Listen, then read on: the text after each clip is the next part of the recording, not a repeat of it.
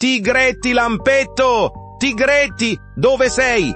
Oh, mio caro lampione che non si illumina più!